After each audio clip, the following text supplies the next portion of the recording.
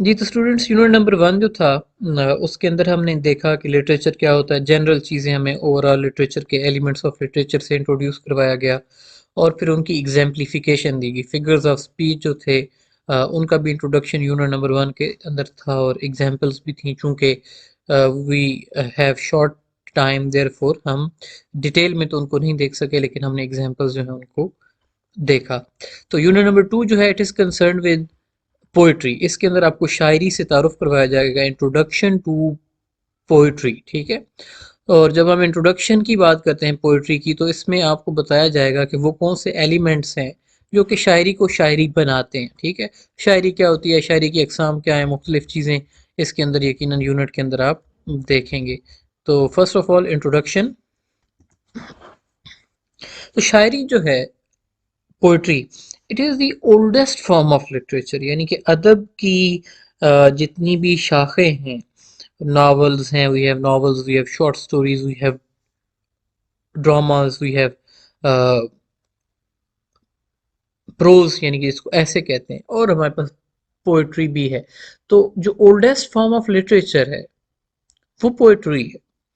क्यों? क्योंकि पोइट्री जो है उसको उस वक़्त भी पोइट्री एग्ज़िस्ट करती थी जब रिटन लिटरेचर नहीं था, यानी कि बिफोर द रिटन लिटरेचर जो फॉर्म ऑफ लिटरेचर एग्ज़िस्ट करती थी वो शायरी थी। क्यों? क्यों एग्ज़िस्ट करती थी? रीज़न क्या है? रीज़न ये है कि it is easy to remember the verses as compare to the you know novels or the dramas that are written in simple language, यानी कि वर्स को यानी कि नज़मों को याद करना, या वो अल्फाज जो कि हम आवाज़ होते हैं, जो मिलते जुलते होते हैं, उनमें एक रिदम होता है, उनको याद करना आसान होता है as compare to the other form के। लेट्स सपोज के मजमून याद करना है, उस पर ज़्यादा टाइम लगेगा as compare to memorising a poem. क्यों? क्योंकि पोएम के अंदर एक रिदम है, मजमून के अंदर रिदम आपको नहीं मिलेगा। इसी तरीके से नावल में आपको रिदम नहीं मिलेगा। तो शायरी जो थी ये एक फॉर्म ऑफ लिटरेचर थी जो कि लोग लाइव ऑडियंस के सामने प्रेजेंट करते थे, और ये सीना बसीना चलती थी। और इसके अंदर जो इसके मौज़ूआत थे वो उस दौर की हिस्ट्री को प्रिजर्व किया जाता था, उस दौर के अहम वाक़यात जो थे उनको प्रिजर्व कर लिया जाता था, उन्हीं वाक़यात के इर्द गिर्द जो थी वो नज़में लिखी जाती थी, ठीक है। तो इस तरीके से ये नज़में सीना बसीना चलती थी। अब शायरी की डेफिनेशन जो है, अब आगे उस पर बात होती है। वैसे शायरी को, पोइट्री को क्राउन ऑफ लिटरेचर कहा जाता है, कि यानी कि ये अदब की दुनिया की जो सबसे अहम फॉर्म है वो शायरी है, पोइट्री, ठीक है। अब हम बात करते हैं डेफिनेशंस की। अब हर बंदा जो है वो शायरी को या फिर पोइट्री को डिफरेंट एंगल से डिफाइन करता है, ठीक है। यानी कि जो उसकी पर्सनैलिटी का डोमिनेंट ट्रेट है वो उसी पर्सपेक्टिव में पोइट्री को डिफाइन करता है। For example William Wordsworth romantic poet है, ठीक है। और रोमांटिक पोइट्स जो होते हैं they are overwhelmed by their emotions and feelings, ठीक है। तो विलियम वर्ड्सवर्थ जो उसकी किताब है प्रीफेस टू लिरिकल बैलेड्स, उसके अंदर वो पोएट्री को डिफाइन करता है as the spontaneous overflow of powerful feelings, ठीक है। कि यानी कि जज्बात का आप ये कहें कि एक ऐसा बहाव कि जो कि अल्फाज के अंदर कन्वर्ट होता है, ठीक है। ओवरफ्लो यानी कि एक वो जज्बात कि जो कि आप अपने कंट्रोल में रखते हैं, ऐसे जज्बात की जो कि ओवरफ्लो कर जाते हैं, आपके काबू से बाहर हो जाते हैं और वो अल्फाज की सूरत में आपके सामने आ जाते हैं, उसको विलियम वर्ड्सवर्थ जो है वो शायरी कहता है। अच्छा, सैम्यूल जॉनसन जो था ये थोड़ा सा मॉरलिस्ट था। मॉरलिस्ट वो लोग जो कि माशरे की अखलाकी तरबियत करना चाहते हैं, ठीक है। तो according to Samuel Johnson the end of writing is to instruct, कि यानी कि कोई भी पीस ऑफ राइटिंग है, चाहे वो लिटरेचर है, चाहे वो पोएट्री है, चाहे वो कोई साइंस की किताब है, उसका एंड मकसद क्या होता है? इंस्ट्रक्शंस मुहैया करना, हदायत लोगों को देना। अब वो हदायत क्या होती हैं? वो अच्छाई के लिए होती हैं, obviously, according to Samuel Johnson. And he says the end of the poetry is to instruct by pleasing, यानी कि शायरी अदब की वो फॉर्म है कि जिसके अंदर इंस्ट्रक्शंस मौजूद हैं, हिदायत मौजूद हैं, अखलाकियात जो है और अखलाकियात की इम्प्रूवमेंट, वो सारी चीज़ें उसके अंदर एग्जिस्ट करती हैं। लेकिन इसके साथ प्लेयर का एलिमेंट मौजूद है, इंस्ट्रक्ट बाय प्लीजिंग, ये साथ साथ लोगों को खुश भी करती है। ठीक है, एलिमेंट ऑफ हैप्पीनेस जो है, ये एलिमेंट ऑफ एंजॉयमेंट जो है, एंटरटेनमेंट का एलिमेंट इसके साथ एग्जिस्ट करता है। इसके बाद Robert Frost, who was a very famous American poet, and one of his poem, stopping by the woods in the snowing evening, is one of my favorite poems. तो उसकी जो डेफिनेशन है वो उसको एक और एंगल से डिफाइन करता है। वो ये कहता है कि a poem begins with a lump in the throat, a homesickness or a love sickness, कि यानी कि you are feeling something. Basically ये जो वर्ड्स हैं कि आप कुछ महसूस कर रहे होते हैं। Either you are sick for your home, यानी कि you want to go to home and you write a poem about your home, or you are missing your lover, you are missing your beloved, and you are going to write about her। यानी कि कोई ना कोई inspiration होती है और वो inspiration emotional nature की होती है। It is reaching out toward the expression and effort to find fulfilment. ठीक है, यानी कि यू आर मिसिंग समथिंग, कि आपका कोई हिस्सा मिसिंग है।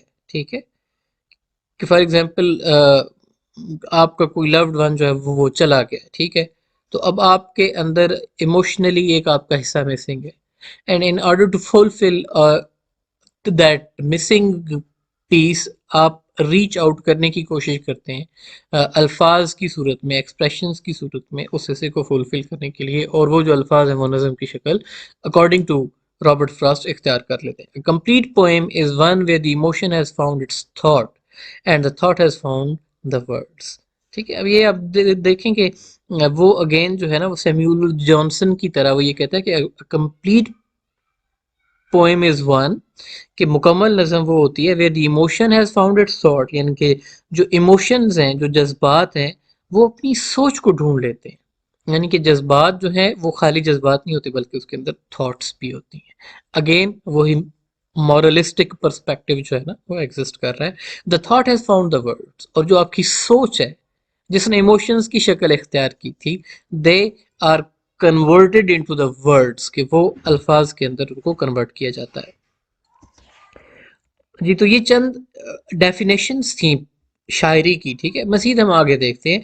अच्छा, poetry is a form of literary art in which language is use for its aesthetic and emotional qualities. Again आप देखें कि एक और डेफिनेशन है, और उसमें aesthetic and emotional qualities. Aesthetics हमारे वो हिस्स जो कि खूबसूरती की हिस्स होती है, खूबसूरती को आप ये कहें कि जांचने की जो हिस्स होती है उसको एस्थेटिक सेंस कहा जाता है। एंड इमोशनल क्वालिटीज़ के यानी कि जज्बात हैं और खूबसूरती है, दो चीज़ें अगेन इस डेफिनेशन के अंदर भी हमें दिखाई देती हैं। एंड इसके अलावा फिर आप ये देखें that poetry is an art of writing thoughts, ideas and dreams into imaginative language. अब लैंग्वेज की भी बात है कि लैंग्वेज इमेजिनेटिव की होती है, which can contain verse, pause, metre, repetition and rhyme. अब ये मुख्तलिफ टर्मिनोलॉजीज हैं जिनकी डेफिनेशंस आगे चैप्टर में आएंगी और हम उनको डिस्कस करेंगे। कि शायरी जो है वो एक तो वर्स की फॉर्म में होती है। वर्स क्या है? यानी कि जो आपका नॉर्मल लैंग्वेज होती है ना, जिसमें एक ऑर्डर है कि इट इज अ बुक। ठीक है, ये वर्स नहीं है, ये सेंटेंस है।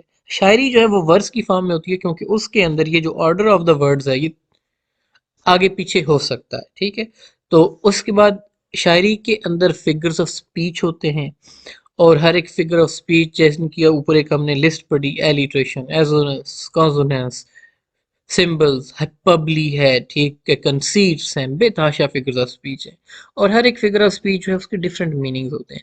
अब आपको इस वक्त जो हमने तीन चार डेफिनेशंस डिस्कस की, इनसे कुछ ना कुछ आपको शायरी के बारे में आइडिया हो गया होगा कि शायरी आम जबान से किस तरीके से डिफरेंट है, मुख्तलिफ है। ठीक है, अपील इसकी जो है, एक तो अल्फाज स्ट्रॉन्ग किस्म के अल्फाज होते हैं जिनकी कॉनोटेशंस होती हैं। कॉनोटेटिव मीनिंग, डेनोटेटिव मीनिंग आप इंग्लिश वन में पढ़ेंगे, आपको आइडिया हो जाएगा कॉनोटेशंस क्या होती हैं। अब मैं आपको मुख्तसर सा कॉनोटेशन का ये देता हूँ कि एक इसका स्याको सबाक के तहत एक मीनिंग होता है। यहाँ पे मैं सिर्फ आपको इतना ही बताऊंगा। ठीक है, अगर इंग्लिश वन में आया तो वहाँ पे हम इसको डिटेल में डिस्कस करेंगे। सो The language of the poetry is strong, जबान मजबूत है, and it appeals to the reader's emotions. जो रीडर है उसके जज्बात को शायरी जो है वो अपील करती है, ठीक है। मजीद 3 डेफिनेशंस हैं। अच्छा, poetry is a type of literature that expresses ideas, feelings और tells a story in the specific form, usually lines and stanzas, ठीक है। यानी कि सतरें होती हैं और फिर जो है वो इसके अंदर स्टैंजास होते हैं, ठीक है। Poetry is a way to put your feelings और एक्सप्रेशंस इनटू वर्ड्स। एक और डेफिनेशन आपके सामने आ गई। Poetry is a short piece of imaginative writing of a personal nature and is laid out in lines, जिसको सत्रों की फॉर्म में लिखा जाता है। जुमला नहीं है, लाइंस लिखा हुआ, सेंटेंस का वर्ड नहीं है, ठीक है। तो there is a difference between line और verse and a sentence. Poetry is the most compressed form of literature, यानी कि ये सबसे जो छोटी फॉर्म है अदब की। शॉर्ट्स होती है ना, पोएम तो शॉर्ट होती है as compared to the all of the other forms. अच्छा, poetry is composed of carefully chosen words expressing great depth of meaning, यानी कि इंतहाई मोहतात अंदाज में चुने गए अल्फाज जो कि गहराई में मीनिंग एक्सप्रेस करते हैं। ये मुख्तलिफ डेफिनेशन हैं जिनको अभी तक हम देख रहे हैं। A poem begins in delight and ends in wisdom. Poetry is ordinary language raised to power. जी, तो मुख्तलिफ चीज़ें अब तक हमने डिस्कस कर ली शायरी के हवाले से। अब हम देखते हैं कि पोइट्री के अंदर एलिमेंट्स क्या होते हैं। तो अब पोइट्री हैज़ वर्ड्स, इसके अंदर अल्फाज होते हैं, इसके अंदर रिदम है, इसके अंदर पंक्चुएशंस भी पाए जाते हैं, इसके अंदर स्टेंजास भी होते हैं एंड इसके अंदर रेफरेंस भी होते हैं। अब स्टेंजास की एक्सप्लेनेशन है कि स्टेंजास क्या होते हैं। स्टेंजा कपलेट हो सकता है। कपलेट क्या है कि वो दो लाइनें जो कि इकट्ठी लिखी जाती हैं। उसके बाद जो है वो ट्रिपलेट हो सकता है, यानी कि 3 लाइनों का स्टेंजा। क्वार्ट्रेन हो सकता है, क्वार्ट्रेन क्या है, 4 लाइन्स का स्टेंजा। क्विंटेट हो सकता है, 5 लाइन्स। सेस्टेट हो सकता है 6 लाइन्स का। सेप्टेट हो सकता है 7 लाइन्स। ऑक्टेव हो सकता है 8 लाइन्स का, ठीक है। तो ये अब ये वर्ड्स जो हैं ये आपके ज़हन में रहने चाहिए। कपलेट, ट्रिपलेट, क्वार्ट्रेन, ये 3 ज़्यादा यूज़ होते हैं। सेस्टेट और ऑक्टेव जो है ये भी यूज़ होता है, ठीक है। सेप्टेट और क्विंटेट जो है, हाँ, ये कम दिखाई देते हैं आपको इंग्लिश शायरी में, ठीक है। तो ऊपर वाले 3 जो हैं और लेकिन ये बहरहाल ये सारे आपके ज़हन में होने चाहिए कि इतनी लाइन्स के जो स्टैंज़ास हैं उनको हम क्या कहते हैं, ठीक है। और बड़े-बड़े भी होते हैं, ठीक है, उनके मज़ीद आगे नाम ऐसे चलते चले जाते हैं, लेकिन ये एक आइडिया आपके ज़हन में होना चाहिए कि लाइन्स के हिसाब से स्टैंज़ास के मुख्तलिफ नेम होते हैं। अच्छा, साउंड इफ़ेक्ट्स हैं। साउंड इफ़ेक्ट्स में क्या है, first of all rhythm. Rhythm के अल्फाज इस तरीके से हों कि उनको अपना पढ़ने से म्यूज़िक जनरेट हो, ठीक है। और रिदम जो है इसको हम मुख्तलिफ तरीक़ाकार हैं। इसको मीटर के ज़रिए क्रिएट किया जाता है, इसको राइम के ज़रिए, इसको एलिट्रेशन के ज़रिए, इसको रेफरेन के ज़रिए क्रिएट किया जाता है। मीटर क्या होता है? अगली बात, metre is a pattern of stressed and unstressed syllables. जो भी कोई एक वर्ड होता है उसके अंदर सिलेबल्स होते हैं, ठीक है। अब मुझे नहीं पता आपको इस चीज़ का आइडिया है या नहीं, ठीक है, लेकिन बहरहाल जैसे कि फॉर एग्जांपल वर्ड लिखा है मीटर, ठीक है, इसमें मी ठ, ये 2 सिलेबल्स पर मुश्तमिल वर्ड है। अब एक सिलेबल जो है वो स्ट्रेस्ड होगा और एक सिलेबल जो है वो अनस्ट्रेस्ड होगा। ये अंग्रेजी ज़बान का असूल है, ठीक है, कि इसी हिसाब में अल्फाज जो होते हैं वो इस्तेमाल किए जाते हैं, ठीक है। मी ठ, तो इसमें मी ठ, मी जो है वो अनस्ट्रेस्ड है, ठ जो है वो स्ट्रेस्ड, ठीक है।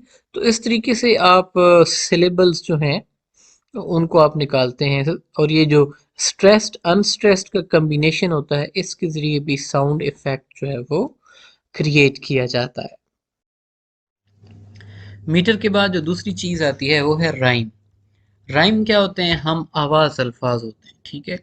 ऑब्वियसली मैट्रिक में और इंटरमीडिएट लेवल पर आपने यकीनन पढ़ा होगा राइम स्कीम के हवाले से, ठीक है, कि जिस तरीके से शायर जो हैं वो स्टेंजाज के आखिर में जो आखिरी अल्फाज होते हैं उनको अक्सर हम आवाज़ रखते हैं, ताकि एक म्यूज़िक जो है या फिर एक म्यूज़िकल इफ़ेक्ट जो है उसको क्रिएट किया जा सके। अब ये राइमिंग वर्ड्स होते हैं, जिस तरीके से लैम्प, स्टैम्प, एम्प और एम्प जो है ये सेम साउंड है, ठीक है। तो इसी तरीके से मज़ीद जो है वो एग्जांपल्स नीचे आएंगी बाद में। अच्छा, पोइम्स की जो टाइप्स हैं आगे, उसमें एक टाइप कहलाती है फ्री वर्स। फ्री वर्स जो है ये इस किस्म की नज़म होती है जिसको हम उर्दू में कहते हैं आज़ाद नज़म, ठीक है। फ्री वर्स को हम उर्दू में जो इसका तारुफ है या जो उसका उर्दू में आप ये कहेंगे अल्टरनेटिव है, वो है आज़ाद नज़म। आज़ाद नज़म जो है उसमें राइम जो है नहीं होती और ना ही इसमें रिदम होता है, यानी कि ये इस किस्म की नज़म होती है जिसमें ना तो मीटर का ख्याल रखा जाता है, ना इसमें जो है वो राइम स्कीम यानी कि आखिर में जो वो हम आवाज़ अल्फाज हैं उनका ख्याल भी नहीं रखा जाता, और इसका स्ट्रक्चर जो होता है वो भी यकसा नहीं होता, यानी कि एक लाइन जो है वो हो सकता है एक लफ्ज़ पे मुश्तमिल हो, अगली लाइन हो सकता है वो के 10 अल्फाज पे मुश्तमिल हो, ठीक है। दूसरी जो टाइप है इसके अपोजिट वो है राइमिंग वर्स, यानी कि free verse and rhyming verse. ये दो मेन कैटेगरीज हैं जहां तक इसका प्रोसोडी का ताल्लुक है उसके हवाले से, ठीक है। फ्री वर्स आज़ाद नज़म, राइमिंग वर्स ऐसी नज़म की जिसमें ये सारी चीज़ें पाई जाती हैं, जिसमें रिदम होता है, जिसमें राइम होता है, जिसका पैटर्न होता है और जिसका स्ट्रक्चर होता है, यानी कि इसमें सारी चीज़ें, जुमले जो हैं वो भी आपस में बैलेंस्ड होते हैं, ठीक है, यानी कि एक ही उनकी लेंथ होगी, सारे जुमलों का एक ही मीटर होगा, यानी कि उतार चढ़ाव, आवाज़ का उतार चढ़ाव एक लय में चलेगा, और उनके आखिर के जो अल्फाज हैं वो भी आपस में राइम करेंगे, ठीक है। तो ये राइमिंग वर्सेस कहलाती हैं। जी, तो जहां तक आगे इसके नज़म के उन्वान का ताल्लुक है कि नज़म किस मौजू पे लिखी जाती है, तो नज़म जो है उसको लिखने के इतने ज़्यादा टॉपिक्स हैं कि जिनकी कोई लिमिट नहीं है, ठीक है। The poems they could be written on friendship, ठीक है, फ्रेंडशिप के ऊपर, दोस्ती के ऊपर नज़में लिखी जाती हैं। The poems they are written on the topic of marriage, the poems they are written on the topic of death, death के ऊपर जो नज़में लिखी जाती हैं उनको एलिजीज कहा जाता है, ठीक है। लव के हवाले से पोइट्री होती है, बेताशा पोइट्री उर्दू में खासकर आपको लव के हवाले से मिलती है। लव के साथ एक और, अब ये चूंकि शायरी का ताल्लुक जज्बात के साथ होता है, तो फिर बाद बात शायरी में हेट्रेड भी पाया जाता है, ठीक है, नफरत जिसको आप कहते हैं। जॉन डन एक हमारे पोइट हैं इंग्लिश के, जिनको आप आगे जाकर पढ़ेंगे तो उनकी नज़मों में बाज़ औक़ात हमें हेट्रेड यानी कि नफरत दिखाई देती है, जेलसी का एलिमेंट है सारा, when you love someone and that person is not loving you, rather he is loving someone else, तो आप जेलस होते हैं। तो आउट ऑफ जेलसी जो है वहां पर भी नज़में लिखी जाती हैं, रिवेंज के हवाले से, हर्ट के आपको तकलीफ पहुंची है, और फितरत की खूबसूरती, ये मतलब कि चंद एक थीम्स हैं, टॉपिक्स हैं नेचर के, सॉरी, पोइट्री के, जो कि आपको बताए गए हैं। इसके अलावा और भी बेताशा टॉपिक्स हैं जिनके ऊपर नज़में जो है वो लिखी जा सकती हैं। तो किसी भी नज़म का ट्रू मैसेज जो है उसको समझने के लिए हमें एक नज़म को एक से ज़्यादा रीडिंग्स देनी होती है, तब जाकर हमें समझ आती है। यूनिट नंबर 1 के अंदर हमने जो फिगर्स ऑफ स्पीच थे, यानी कि पोइट्री से रिलेटेड जो कि पोइटिक डिवाइसेस होते हैं जिनको नज़मों में इस्तेमाल किया जाता है in order to beautify the poems, नज़मों को खूबसूरत बनाने के लिए, तो उन पोएटिक डिवाइसेस से हमने हल्का सा इंट्रोडक्शन तो हमने किया था, ठीक है। अब क्योंकि यूनिट नंबर 2 जो है it is purely related with the poetry, के शायरी क्या होती है, शायरी की कौन सी टाइप्स हैं, ऊपर जो सेक्शन हमने डिस्कस किया था तो उस सेक्शन के अंदर हमने ये डिस्कस किया कि शायरी की फर्स्ट ऑफ ऑल तो हमने डेफिनेशन वगैरह देखी हैं, उसके बाद हमने ये देखा कि फ्री वर्स क्या होती है, राइमिंग वर्स क्या होती है, और रिदम क्या है, राइम क्या है, मीटर क्या है, बैलेंस क्या है, ये सारी चीज़ें हमने जो है ये सारी टर्मिनोलॉजी से हमने तारुफ किया। ठीक है। अब शायर जो है वो जो शायरी के अंदर ज़बान इस्तेमाल करता है वो it is not a language of everyday use, यानी कि जो रोज़मर्रा की हमारी जो गुफ्तगू होती है वो ज़बान शायरी के अंदर इस्तेमाल नहीं की जाती, रादर शायरी के अंदर एक डिफरेंट लैंग्वेज थोड़ी सी यूज़ की जाती है। ठीक है। और ये जो लैंग्वेज होती है इस लैंग्वेज में अभी ऑब्वियसली अल्फाज तो वही होते हैं, लेकिन उसका स्टाइल जो है या उसके अंदर जो अल्फाज को कुछ इस तरीके से यूज़ किया जाता है कि वो ख़ास मीनिंग जो है वो कन्वे करते हैं। ठीक है। अब ये ख़ास मीनिंग्स जो हैं ये एक तो वो फिगर ऑफ स्पीच के ज़रिए डिलीवर किए जाते हैं, फिर ये है कि अल्फाज को कुछ अरेंज इस सीक्वेंस में किया जाता है, उनकी अरेंजमेंट कुछ इस तरीके से होती है कि उसे आपको कुछ जो है वो रिदमिकल इफेक्ट या फिर साउंड इफेक्ट्स जो हैं वो भी शायर देते हैं। ठीक है। तो यहाँ पर आपके सामने एक लिस्ट दी गई है उन डिवाइसेस की, पोएटिक डिवाइसेस की, जो कि शायर जो है वो इस्तेमाल करते हैं। ठीक है। इसके अलावा और भी बहुत हैं। ठीक है। ये जो लिस्ट है इसको थोड़ा सा एक्सटेंड किया गया है। एलिट्रेशन ऑलरेडी यूनिट नंबर 1 के अंदर आपने देख लिया क्या होता है, राइम स्कीम का भी मैंने आपको हल्का सा आइडिया दे दिया था। रिदम, रिदम को हम डिटेल में देखेंगे। साउंड क्या है, डिक्शन क्या है, हाइपरबली क्या है, इमेजरी क्या है, आयरनी, मेटाफर, सिमिली, पर्सोनिफिकेशन पे भी हमने डिस्कशन की थी। हु इज स्पीकर, स्पीकर यानी कि किस पर्सपेक्टिव में पोएम जो है उसको लिखा गया है, सिंबल्स कौन से यूज किए गए, सिंटेक्स क्या है, थीम क्या है, और पोएम की टोन क्या है। ये मुख्तलिफ चीज़ें हैं जो कि शायरी के अंदर होती हैं। ठीक है। अब ये चार्ट दिया गया है पोएटिक डिवाइसेस का। ठीक है। चार्ट में सबसे पहले वो पोएटिक डिवाइसेस के हवाले से बात करते हैं वर्ड चॉइस की। ठीक है। वर्ड चॉइस क्या है, यानी कि अल्फाज का चुनाव जो है ना, आपका वर्ड चॉइस। वर्ड चॉइस को आगे मजीद जो है वो दो अकसाम के अंदर तकसीम किया गया है, और वो जो दो अकसाम हैं उनमें एक तो है वो सॉरी डेनोटेटिव मीनिंग, और एक आपको कॉनोटेटिव मीनिंग जो है उसका बताया गया है। ठीक है। डेनोटेटिव मीनिंग जो होते हैं वो होते हैं डिक्शनरी मीनिंग्स। ठीक है। कॉनोटेटिव मीनिंग जो होते हैं वो ऐसे मीनिंग्स होते हैं जो कि आप ये कहें कि कॉन्टेक्स्ट में आपको मीनिंग देते हैं। ठीक है। कॉन्टेक्स्ट क्या है कि जैसे मैंने आपको एक एग्जांपल दी थी कि आपका कोई बच्चा है वो शरारत करता है तो आप उसकी तरफ घूर के देखते हैं और आप उसे कहते हैं शाबाश बेटा शाबाश। ठीक है। अब शाबाश का मतलब यहाँ पे ये नहीं है कि आप उसकी तारीफ करेंगे तुमने बहुत अच्छा काम किया, रादर आप उसकी सर्जिश कर रहे हैं। ठीक है। सर्जनिश कर रहे हैं उसकी आप। अब ये अल्फाज अगर खाली लिखे हुए हों तो लिखने से आपको पता नहीं चलेगा जब तक कि आपको उस पूरे कॉन्टेक्स्ट का ना पता हो कि जिस कॉन्टेक्स्ट में ये अल्फाज इस्तेमाल किए गए। ठीक है। तो इस तरीके से कॉन्टेक्स्ट के ज़रिए भी अल्फाज जो हैं उनके मीनिंग्स चेंज किए जाते हैं। ये डिक्शन कहलाता है, अल्फाज का चुनाव, अल्फाज का इस्तेमाल। इसके अलावा साउंड्स के हवाले से राइम स्कीम आ जाती है, रेफरेन है, एलिट्रेशन है और रिदम है। ये तो राइम, रेफरेन, एलिट्रेशन, रिदम है चीज़ें, ये आगे डिटेल में आएंगी।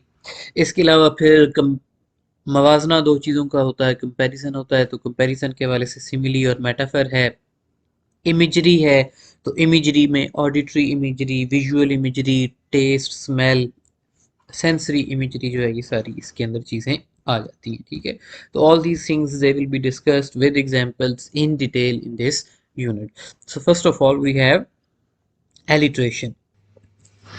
सो alliteration is a sound device जिसका ताल्लुक आवाज से है, यानी कि आवाज़ जो होती है उससे इसका ताल्लुक है। ये साउंड को ब्यूटीफाई करती है। साउंड इफ़ेक्ट्स जो होते हैं वो एलिट्रेशन के ज़रिए इंड्यूस किए जाते हैं किसी भी पोएम के अंदर. So it is a sound device which is the repetition of same consonant sounds at the beginning of the word. अब ये आपने याद रखनी है डेफिनेशन कि एलिट्रेशन क्या है, repetition of the consonant sound है नंबर वन पे, ठीक है, कॉन्सोनेंट साउंड्स की रेपिटेशन और at the beginning of the words, not in the middle, not at the end, but rather at the beginning of the word, ठीक है. और examples, lady lounges lazily and sings a solitary song that whistles in the wind, ठीक है, वो स स स ल ल. She was wide-eyed and wondering while she waited for Walter to waken, ठीक है, वो. अब ये सारी वो साउंड जो है उसकी रेपिटिशन हो रही है, ठीक है. So it is alliteration. So alliteration जो है यानी कि दो वर्ड्स मिनिमम जो कि इकट्ठे हों उनकी रेपिटेशन हो, बीच में गैप भी आ सकता है, ठीक है, डजेंट मैटर, लेकिन यह कि वो साउंड इफेक्ट जो है वो यकीनन उससे प्रोड्यूस होता है. और एलिट्रेशन को अगर आपने याद रखना है तो एलिट्रेशन को आप जो है वो टंग ट्विस्टर के नाम पे भी याद रख सकते हैं, क्योंकि उर्दू में इस किस्म के टंग ट्विस्टर्स जो है वो एग्जिस्ट करते हैं, ठीक है. कि यहाँ पे नीचे लिखी है लेकिन एक और भी थी वो, चटखोरे चाचा ने चटखोरी चाची को चांदनी चौक में चटनी चटाई, ठीक है, च च च च च च च च. तो repetition of the consonant sounds at the beginning of the letters, ठीक है. तो एक चीनी औरत चीनी के प्याले में चीनी ली, ठीक है, च च च. चन्नू के चाचा ने चन्नू की चाची को चांदनी रात में चांदी की चम्मच से चटनी चटाई, ठीक है, वही आ गई एग्जाम्पल. फूल लेकर फूल आया फूल कर, मैंने कहा फूल क्यों लाए हो साहेब, तुम तो खुद ही फूल हो, ठीक है. अब इसमें फ साउंड जो है उसकी रेपिटेशन जो है वो आपको दिखाई दे रही है, ठीक है. और जहाँ तक इंग्लिश का ताल्लुक है तो इंग्लिश की काफ़ी ब्रिलियंट एग्जांपल्स आपके सामने इस वक्त मौजूद हैं. He received a brilliant blue bird for his birthday. अब आप देखें ब ब ब और फिर एक दो वर्ड छोड़ के दोबारा से ब. The four firefighters rushed to find the victims in the burning house. She picked up the plum peach. P, p, p. The solitary child sang a song. ठीक है. Peter Piper picked a pack of pickled peppers. So these are various examples of alliteration that brilliantly illustrate, जो exemplify कर रही हैं कि किस तरीके से ये जो alliteration है ये इस्तेमाल की जाती है साउंड इफेक्ट को देने के लिए और एक म्यूजिकल इफेक्ट देने के लिए, और बाज़ औक़ात इसको टंग ट्विस्टर्स के तौर पर भी जाना जाता है, और टंग ट्विस्टर्स जो हैं वो भी इसी चीज़ की रेपिटेशन होते हैं. नाउ एलिट्रेशन का पता चल गया अब आपको, हमने काफ़ी ज़्यादा एग्जांपल्स डिस्कस करी. Now here are some examples of alliteration in front of you in the form of exercise. Now you have to identify that where is the alliteration. Okay, so read the first sentence. Sometimes snakes slithered past. अब स sound जो है it is being repeated, so it is alliteration of the s sound. Again, a majestic mountain was visible in the distance. A majestic mountain, ठीक है, was visible in the distance. So ये वो सारे की repetition है. मजीद आप आगे examples खुद देख लें, रीड आउट करें, उसमें आप जो है वो एलिट्रेशन को आइडेंटिफाई करें, ठीक है. So take a minute, read out the examples that are on the screen and identify the alliteration there.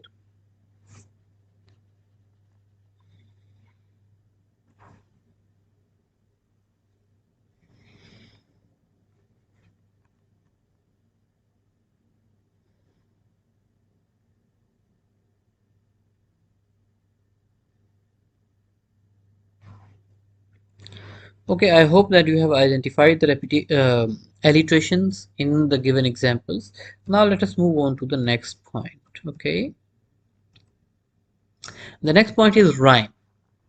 Rhyme का आपको पता है आसान है, मैं इस पे ज़्यादा टाइम वेस्ट नहीं करूंगा, ठीक है। Repetition of the words that have same sounds. Okay, song and long rhyming words हैं, hope and cope are the rhyming words, sat and cat, love and dove, they are the rhyming words. Poem आपके सामने लिखी है, I miss you in the morning, I miss you late at night, just to think about you is my joy and my delight. Night, delight, bold में आपको words दिखाई दे रहे हैं, night है, डिलाइट है, बैक है, neck है, moon, shoon, seas and trees. All these words, they are the rhyming words. So we have to move ahead. Now rhythm. Ji, rhythm जो है, रिदम भी साउंड इफेक्ट है, it is a musical quality. वो musical quality जो कि एक खास pattern होता है, स्ट्रेस्ड और अनस्ट्रेस्ड सिलेब उसके जरिए प्रोड्यूस की जाती है। स्ट्रेस्ड की मैं आपको सिंपल सी अगर एग्जांपल दूं तो स्ट्रेस्ड लफ्ज का वो हिस्सा जिसको हम थोड़ा ऊंचा पढ़ते हैं, अनस्ट्रेस्ड वो हिस्सा जिसको हम धीमा पढ़ते हैं, ठीक है। और अभी बाज अल्फाज होते हैं उनमें एक सिलेबल होता है, यूनिसिलेबल वर्ड, बाज अल्फाज होते हैं उनमें एक से ज्यादा सिलेबल्स होते हैं। तो जिसमें एक से ज्यादा सिलेबल होंगे उसमें बाज़ औक़ात ऐसा होता है कि उसका एक हिस्सा धीमा पढ़ा जाता है और एक हिस्सा जो है उसको थोड़ा स्ट्रेस करके पढ़ा जाता है। ये अंग्रेजी ज़बान जो है ये इसी हिसाब से चलती है, ठीक है। और जब हम कोई नज़म पढ़ेंगे तो उसमें मैं फिर आपको एग्जांपल दे दूंगा कि ये रिज़म रिदम किस तरीके से चल रहा है, क्योंकि थर्ड जो आपका यूनिट है वो है रीडिंग एंड एंजॉइंग पोइट्री, तो उसमें ज़ाहिर है नज़म आएगी तो हम उसको रीड आउट करेंगे, तो वहाँ पे रिदम की फिर एग्जांपल जो है वो आपको डिटेल में पता चल जाएगी, ठीक है। तो इसके अलावा रेपिटेशन ऑफ द वर्ड्स या फिर रेपिटेशन ऑफ द फ्रेजेस के जरिए भी रिदम को क्रिएट किया जाता है। फॉर एग्जांपल ऊपर एक जब चार्ट आपने देखा तो उसमें रेफरेन का वर्ड आया था, तो रेफरेन क्या है, एक लाइन या एक फ्रेज जो कि रिपीट होती रहती है, ठीक है। जैसे फॉर एग्जांपल हमारे नगमों में एक फ्रेज होती है, जैसे फॉर एग्जांपल गजल है, लाजिम है कि हम भी देखेंगे, तो उसमें आप देखें कि हम देखेंगे, हम देखेंगे, ये रिपीट होता रहता है, ठीक है। तो ये जो रेपिटेशन है इसके जरिए भी बाज़ औक़ात जो है वो रिदम को क्रिएट किया जाता है, ठीक है। Sounds, the use of the specific vowels, consonants, accents, and the combination of these three make up sound of the poem. Most poetry is composed to be read aloud.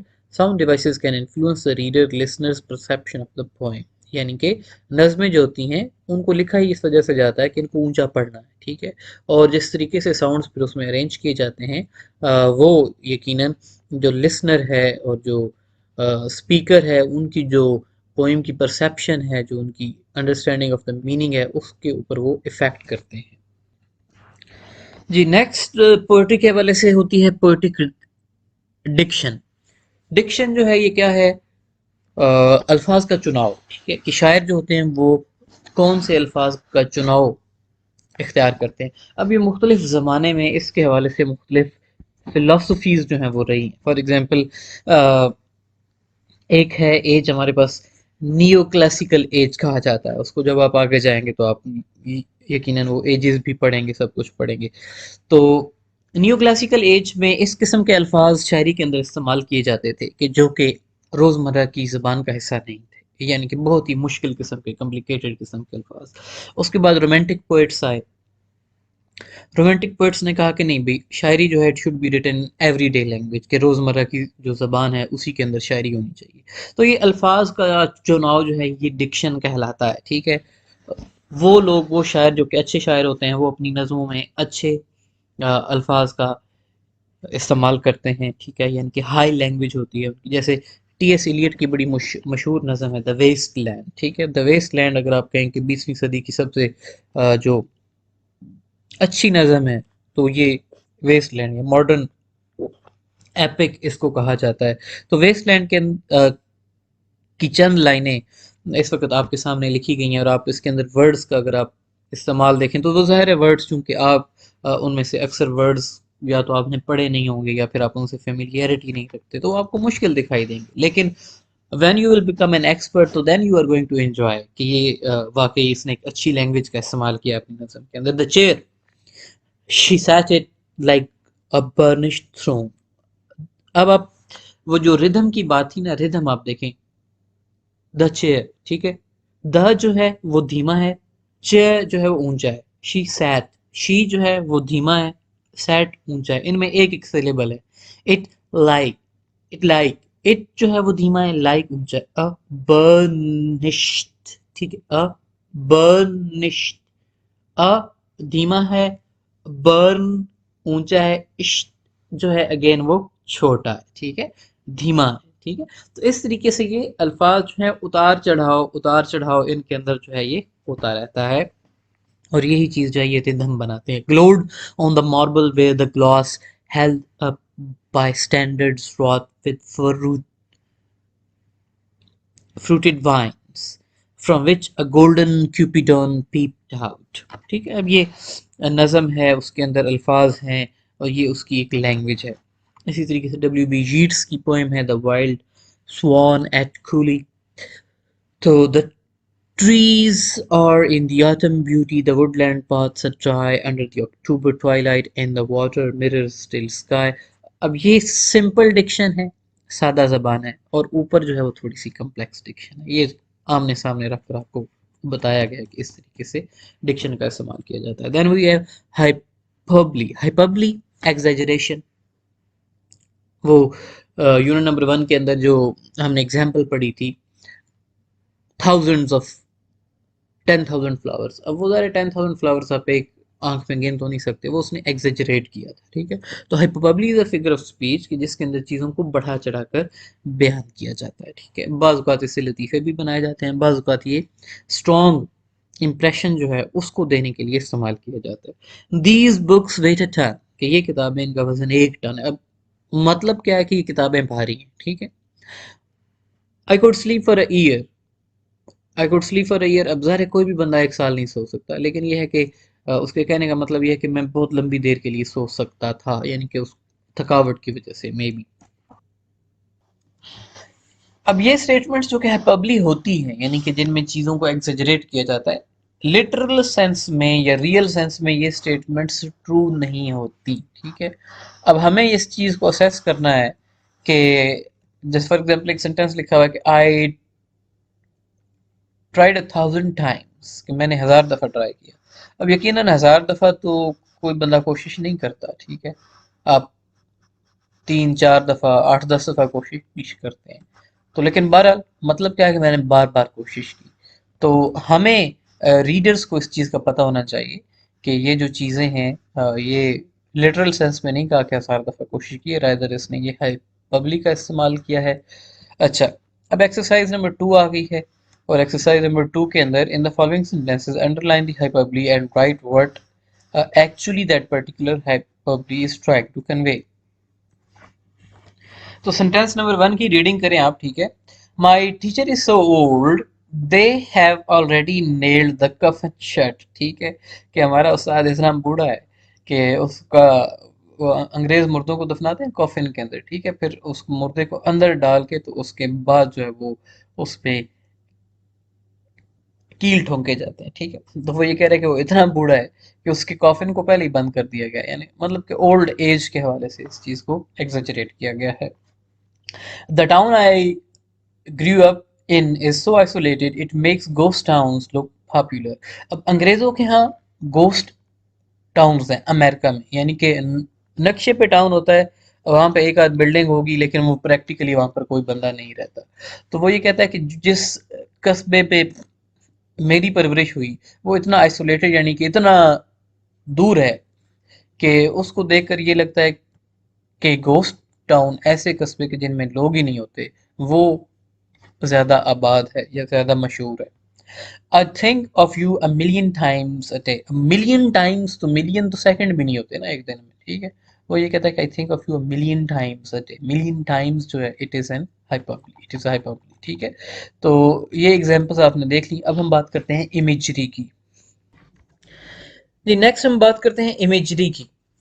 तो imagery जो है, imagery वो words या वो phrases जो कि readers को उनकी जो फाइव सेंसेस हैं, sense of smell, sense of touch, sense of sight, sense of hearing, sense of taste, उनको विजुअलाइज करने में या उनको इमेजिन करने में हेल्पफुल साबित होते हैं। ठीक है, तो अब इस किस्म के वर्ड जो हैं उनका इस्तेमाल किया जाता है कि जो कि हमें स्मेल के हवाले से बता रहे होते हैं, जो कि हमें इमेजेस की, जी there was a lush green mountain, इस किस्म के एक्सप्रेशंस होते हैं जो कि वो इमेजेस हमारे जहन में लेकर आते हैं। ठीक है, तो ये इसको इमेजरी कहा जाता है। ठीक है, तो इमेजरी ऐसी लैंग्वेज जो कि फाइव सेंसेस को अपील करती है, जो कि आपके सामने लिखी हैं। ठीक है, sight, touch, taste, sound and smell. ये जो इमेजेस हैं ये रीडर्स को हेल्प करते हैं इस चीज़ को अंडरस्टैंड करने में that they are in the real world, कि ये जो नज़्में हैं they belong to the real world and not the imaginative world. अब एक इमेजरी के हवाले से बड़ी खूबसूरत नज़म है, stopping by the woods on a snowy evening, Robert Frost की है। तो वो आपके सामने इस वक्त जो है वो प्रेजेंट की गई है, तो आप खुद देख लें इसमें कि whose woods are these. Woods का मतलब जंगल है, I think I know his house, अब हाउस आ गया, विलेज आ गया, woods fill up with snow. अब ये सारे एक्सप्रेशंस हैं जो कि हमारे जहन में वो नक्शे लेकर आ जाते हैं, वो इमेजेस लेकर आ जाते हैं, तस्वीरें लेकर आ जाते हैं, तो हमें पता चल जाता है कि ये एक ऐसी दुनिया की बात हो रही है जिसको हम जानते हैं। My little horse think, my little horse, अब हमें पता चल गया घोड़ा है। अगेन एक इमेज है जो कि हमारे सामने हमारे जहन में आ जाता है। To stop without a farm house near, farm house again image है। Between the woods and the frozen lake, again एक इमेज हमारे जहन में आ गया। ठीक है, the darkest evening of the year, again imagery. तो इस तरीके से ये इमेजेस जो हैं ये हमें एहसास दिलाते हैं that the things they belong to the real world and not to the world के जो कि एग्जिस्ट ही नहीं करता। इसी तरीके से एक्सरसाइज दी गई है, एक्सरसाइज नंबर 3 है, जिसमें आपने इमेजरी आइडेंटिफाई करनी है। इसको आप खुद आराम सुकून से कर लीजिएगा, बहुत इजी होते हैं। लीव्स देखें, ग्रीन देखें, तो ये आप इजीली कर सकते हैं, not an issue. Exercise number 4 है अगेन कि read the short description and then write the words which appeal to your sense of smell sense. ठीक है, ये नीचे पैराग्राफ है, इसको रीड आउट करना है और उसमें आपने इस एक्सरसाइज को कंप्लीट करना है। अब ऑब्वियसली हम यहाँ पर नहीं करेंगे, लेकिन ये है कि you have to do it as your assignment sort of. जी नेक्स्ट है आयरनी। आयरनी हमने ऑलरेडी डिस्कस किया था कि आयरनी इज अ लिटरेरी और अ पोएटिक डिवाइस और a figure of speech use to say one thing but to mean something else, यानी कि जो हम अल्फाज अदा कर रहे होते हैं वो अल्फाज का मतलब वो नहीं होता बल्कि उनका मतलब कुछ और होता है। ठीक है, आयरनी को यूज किया जाता है राइटर्स की जानिब से। ठीक है, जो भी राइटर्स होते हैं वो आयरनी को इस्तेमाल करते हैं कुछ डिफरेंट टच देने के लिए। ठीक है, अपने लिटरेचर के अंदर, जैसे फॉर एग्जांपल एक लंबा शख्स हो और उस लंबे शख्स के आने पे आप ये जुमला कहें, नाउ हियर इज द मिजिट। मिजिट जो है इंतहाई छोटे शख्स को, मतलब कि जिनका बहुत ही छोटा कद होता है, उनके लिए रेफर होता है। तो अब जब वो बंदा एंटर हुआ है तो he is not a midget, rather he is a tall person.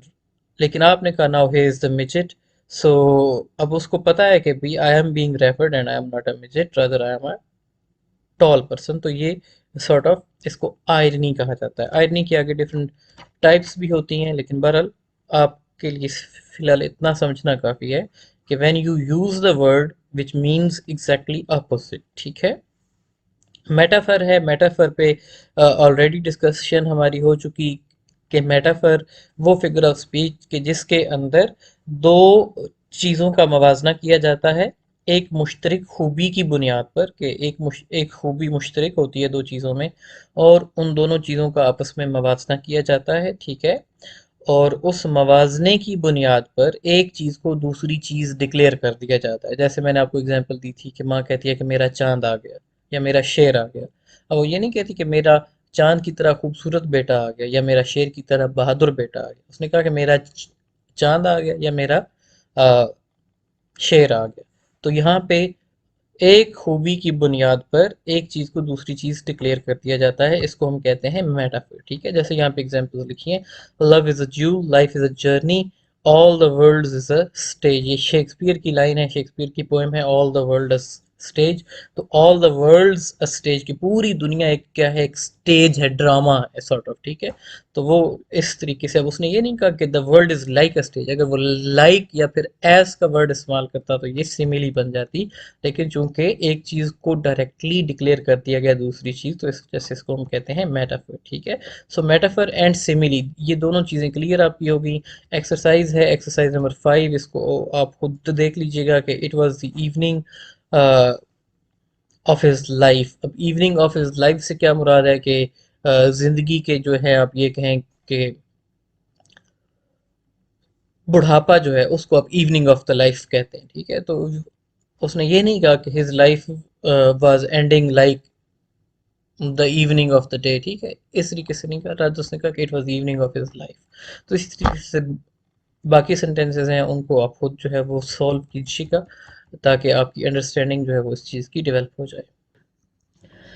Next simile है। तो सिमिली मेटाफर आपको ऑलरेडी डिस्कस किया था कि दोनों चीज़ें जो हैं ये कंपैरिजन के लिए इस्तेमाल होती हैं। मेटाफर के अंदर एक चीज़ को दूसरी चीज़ डिक्लेयर कर दिया जाता है, लेकिन सिमिली में दोनों चीज़ों का मवाजना किया जाता है, लाइक एज या फिर एज इफ का इस्तेमाल करके, ठीक है। कि जैसे फॉर एग्जांपल ये कहे कि माँ कहती है कि my son is brave like a lion, ठीक है, या my son is beautiful like the moon, ठीक है, कि मेरा चांद आ गया जी, कि मेरा बेटा चांद की तरह खूबसूरत है, या मेरा बेटा शेर की तरह बहादुर है, ठीक है। He swims as fast as a fish. तो ये जो सारे एक्सप्रेशंस हैं ये सिमिली कहलाते हैं, ठीक है। अब नीचे एक्सरसाइज है, इसमें अब सिमिलीज को अंडरलाइन करना है, ठीक है। The doctor said that taking drugs is like playing with fire, is like playing with fire, ठीक है। अब ये लाइक आ गया, ठीक है। There is so much to do in a day and I am busy as a bee, ठीक है। एज का वर्ड यहाँ पर आ गया।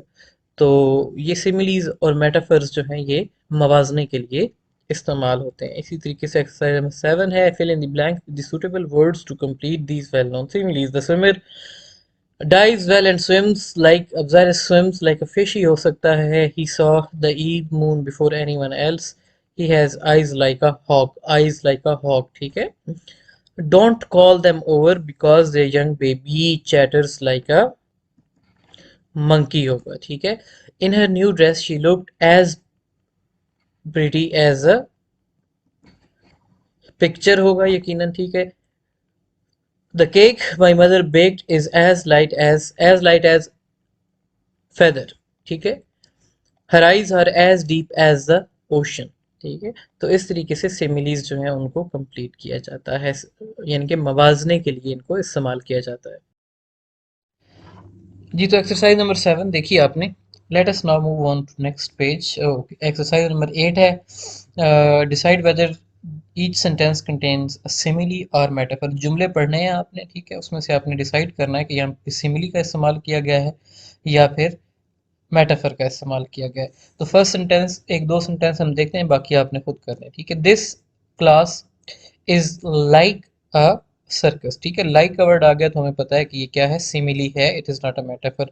The giant steps with thunder as he ran toward the Jack. The giant steps were thunder, अब यहाँ पे ये नहीं है कि वर लाइक थंडर, ठीक है। तो ये यहाँ पे अब क्या है, मेटाफर का इस्तेमाल किया गया है, ठीक है। सो बाकी आप खुद देख लीजिएगा। Now please let us move ahead. Personification.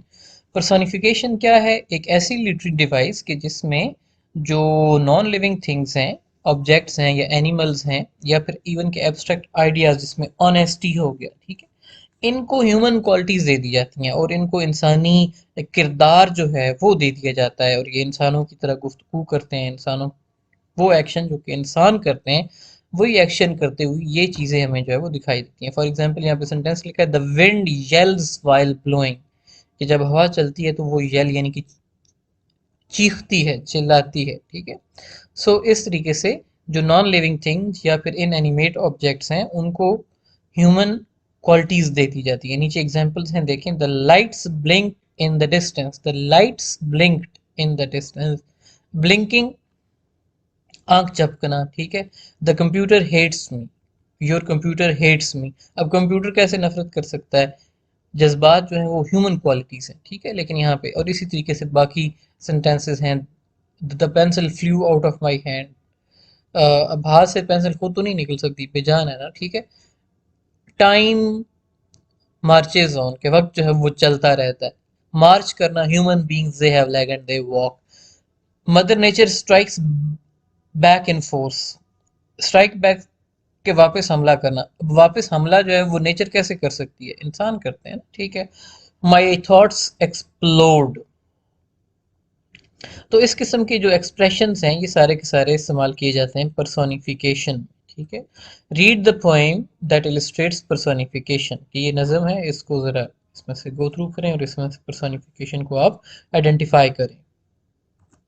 तो इसकी लाइन नंबर 1 आप सिर्फ देखें। William, we are very of weather, said the sunflowers shining with the dew. अब सनफ्लावर्स तो ज़ाहिर है बातें नहीं कर सकते, लेकिन ये जो फर्स्ट लाइन है ये शायर हमें कहता है कि ये सनफ्लावर्स ने बात की, ठीक है। तो यहाँ पे पर्सोनिफिकेशन आ गई, यानी कि ह्यूमन क्वालिटीज़ जो है वो सनफ्लावर को दे देंगी। बाकी जो है वो पोएम आप खुद पढ़िएगा, उसमें से आप असेसमेंट कीजिएगा कि मज़ीद क्या पर्सोनिफिकेशन है मज़ीद। बल्कि नीचे एग्जांपल्स दी गई हैं। The sun peeked happily from behind a cloud. How can the sun peek, कि सूरज जो है वो कैसे झांक सकता है, सूरज की आंखें थोड़ी ना। तो इस तरीके से पर्सोनिफिकेशन जो है उसको एम्प्लॉय किया जाता है नज़मों के अंदर एक स्ट्रॉन्ग इफेक्ट देने के लिए। मजीद एग्जाम्पल है पर्सोनिफिकेशन की, जहाँ पे एक ऑब्जेक्ट यानी कि मोबाइल फ़ोन जो है, जो कि नॉन लिविंग थिंग है, उसको ह्यूमन क्वालिटीज़ दी गई हैं और वो अपने बारे में बता रहा है।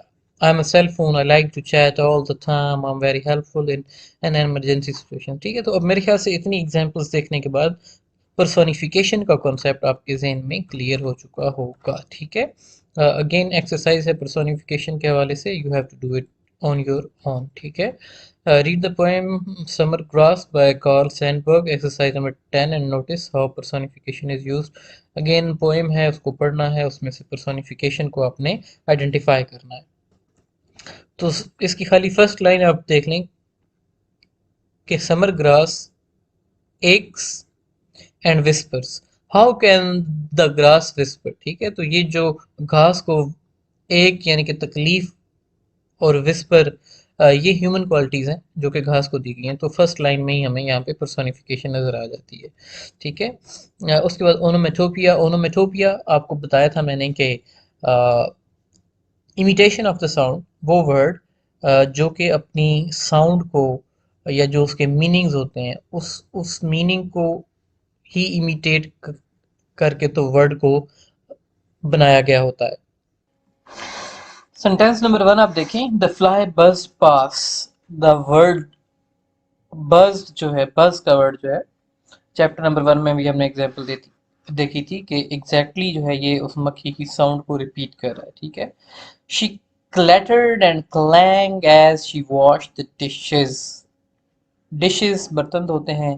क्लैटर यानी कि वो जो आपस में टकराती हैं। क्लैंग ये बर्तनों की आवाज़ को कॉपी किया गया है, ठीक है। मजीद ओनोमेटोपिया की एग्जांपल्स जो हैं वो bow wow says the dog, mew mew says the cat, grunt grunt says the hog and squeak goes the rat, ठीक है। तो इस तरीके से वो वर्ड्स जो कि अपनी मीनिंग को इमिटेट करते हैं, ठीक है, ओनोमेटोपिया कहलाते हैं।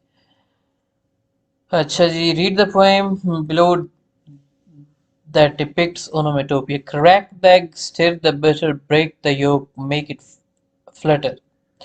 तो इसमें आपको मुख्तलिफ जो है वो वर्ड्स सिजल, ड्रिजल, फ्लटर,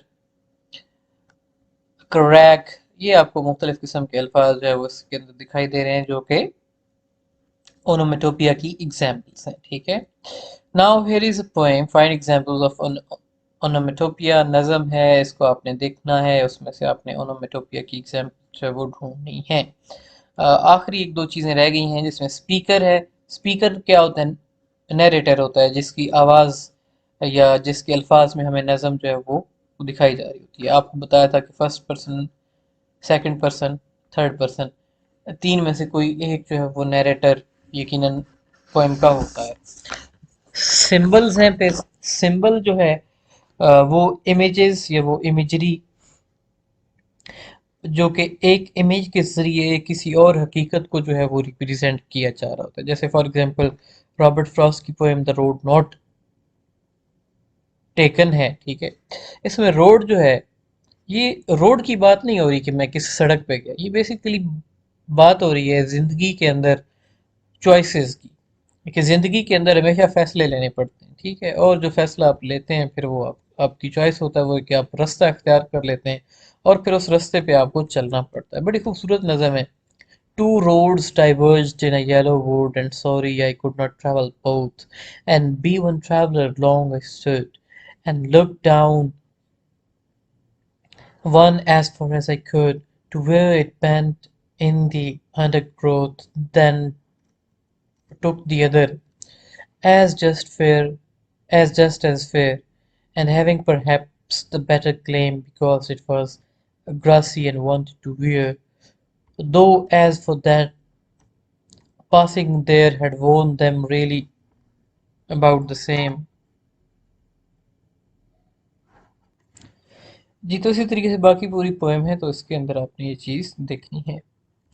तो अब यहाँ पे जो रोड है, वो रोड बेसिकली ये नहीं है कि सड़क की बात हो रही है, तो रोड जो है वो ज़िंदगी के अंदर जो हम फैसले लेते हैं, जो हमारी चॉइसेस होती हैं, उनको रोड के सिंबल के ज़रिए जो है वो यहाँ पर रिप्रेजेंट किया गया है।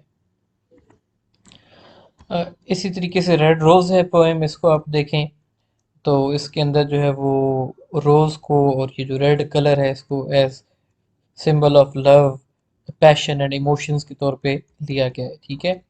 इसके बाद सिंटैक्स आता है नज़म का। कोई भी नज़म जो होती है उसमें वर्ड फ्रेजेस जो होते हैं उनको जुमला जुमले का वो जो स्टैंडर्ड स्ट्रक्चर होता है सब्जेक्ट वर्ब ऑब्जेक्ट, उसके ज़रिए अरेंज नहीं किया जाता, बल्कि ये रैंडम अरेंजमेंट होती है, लेकिन वो अल्फाज अपने मीनिंग जो है वो कन्वे करते हैं। थीम क्या है? थीम एक जनरल आइडिया जो कि पूरी नज़म के अंदर होता है, ठीक है। ओवरऑल उस नज़म का जो मैसेज है वो उसका आप ये समझें कि थीम कहलाता है, ये उसका मेन आइडिया जो है उसको हम उसका थीम कहते हैं, ठीक है। टोन है। टोन क्या है? द पोएट्स एटीट्यूड और मूड इन द पोएम। ज़ाहिर है जब हम कोई चीज़ लिख रहे होते हैं तो उसमें हमारा अपना ज़ाती मूड जो होता है वो भी बड़ी सिग्निफिकेंस रखता है ना। तो आप अगर उदास होंगे तो वो जो आपकी राइटिंग है उसके अंदर वो उदासी का मूड आ जाएगा, ठीक है। इफ़ यू आर हैप्पी तो वो हैप्पीनेस का फ्लेवर उस नज़म के अंदर होगा, ठीक है। तो ये जो हमारा लहजा है वो हमारी टोन कहलाती है। और जो एक्सपर्ट्स होते हैं ऑब्वियसली वो पोएम्स को रीड आउट करने के बाद उसकी असेसमेंट जो है वो कर लेते हैं, ठीक है। जी, तो यहाँ पर इख्तिताम होता है यूनिट नंबर 2 का, ठीक है।